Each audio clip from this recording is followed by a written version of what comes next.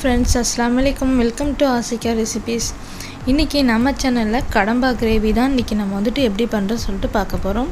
Video வந்துட்டு skip பண்ணாம கடைசி வரைக்கும் பாருங்க. இப்போதான் நம்ம சேனல் நீங்க ஃபர்ஸ்ட் டைம் பார்க்கறீங்க அப்படினா நம்ம சேனலுக்கு Subscribe பண்ணிட்டு கூடவே அந்த பெல் ஐகான் பண்ணி கிளிக் பண்ணிக்கோங்க. மறந்துடாம உங்க friend and familyக்கு என்னோட சேனலை ஷேர் பண்ணிக்கோங்க. வாங்க இப்போ வந்துட்டு நம்ம இந்த ரெசிபி வந்துட்டு எப்படி பண்றோம்னு சொல்லிட்டு பார்க்கலாம். இப்போ நான் வந்துட்டு குக்கர்ல கொஞ்சமா எண்ணெய் விட்டுருக்கேன். அதுக்கு அப்புறமா 2 தக்காளி ஒரு வெங்காயம் இதை வந்துட்டு நான் மிக்ஸி ஜார்ல போட்டு கொரகொரன்னு அரைச்சு எடுத்துர்க்கேன். இது கூடவே நான் 2 பச்சை மிளகாய் இதெல்லாம் சேர்த்துட்டு நம்ம நல்லா வதக்கிக்கலாம். அதாவது அதோட பச்சை வாசனை போற அளவுக்கு நல்லா வதக்கிக்கோங்க. அதுக்கு அப்புறமா 1/2 டீஸ்பூன் நான் மிளகாய் தூள் வந்துட்டு இது கூட நான் ஆட் பண்ணிருக்கேன். அதுக்கு அப்புறமா குழம்பு மிளகாய் தூள் வந்துட்டு நான் 1/2 டீஸ்பூன் ஆட் பண்ணிருக்கேன். இஞ்சி பூண்டு பேஸ்ட் இந்த டீஸ்பூன் அளவுக்கு நான் 2 டீஸ்பூன் வந்துட்டு நான் ஆட் பண்ணிருக்கேன். இப்போ இதெல்லாம் சேர்த்துட்டு நம்ம நல்லா வதக்கிக்கலாம். கடம்பாவை பொறுத்த வரைக்கும் நம்ம குக்கர்ல வேக வச்சோம் அப்படினா நல்லா ஒரு சாஃப்ட்டா இருக்கும் சாப்பிறதுக்கு.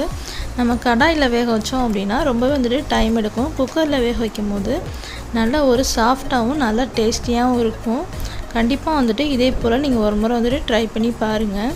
இது அப்படியே நீங்க சாதத்துலயும் போட்டு பரட்டி சாப்பிடலாம். இல்ல அப்படினா நீங்க சப்பாத்தி கூட நீங்க வச்சு சாப்பிடலாம். டேஸ்ட் வந்துட்டு ரொம்பவே நல்லா இருக்கும். இப்போ நம்ம க்ளீன் பண்ணி வச்சிருக்கோம் இல்லையா அந்த கடம்பை வந்துட்டு ஃபுல்லா போட்டுட்டு நல்லா நீங்க வந்துட்டு mix பண்ணி விட்டுக்கோங்க.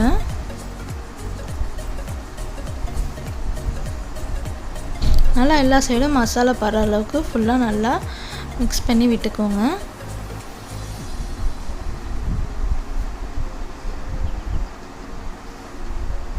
இப்போ இதுக்கு தேவையான அளவுக்கு நம்ம வந்துட்டு உப்பு ஆட் பண்ணிக்கலாம்.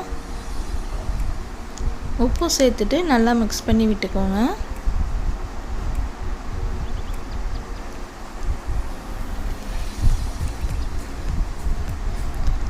நம்ம சாப்பாடு வச்சிட்டு சாம்பார் வச்சிட்டு அதுக்கு தொட்டுக்கு வந்துட்டு வச்சு சாப்பிடலாம். ரசம் வச்சிட்டு கூட சாப்பிடலாம். இல்ல அப்படினா சப்பாத்தி தோசை கூட நீங்க வச்சு சாப்பிடலாம். ரொம்பவே டேஸ்டா இருக்கும். இப்போ வந்துட்டு நம்ம அந்த கடம்பா முழுகுற அளவுக்கு நம்ம வந்துட்டு தண்ணி சேர்த்துக்கலாம்.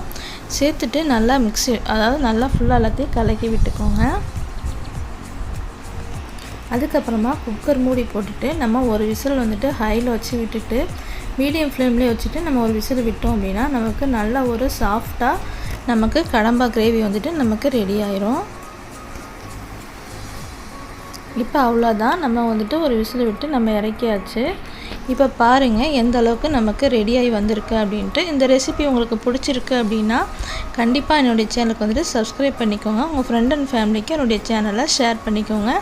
நெக்ஸ்ட் வேற ஒரு இன்ட்ரஸ்டிங்கான வீடியோவோட நம்ம வந்துட்டு மீண்டும் சந்திக்கலாம். அஸ்ஸலாமு அலைக்கும்.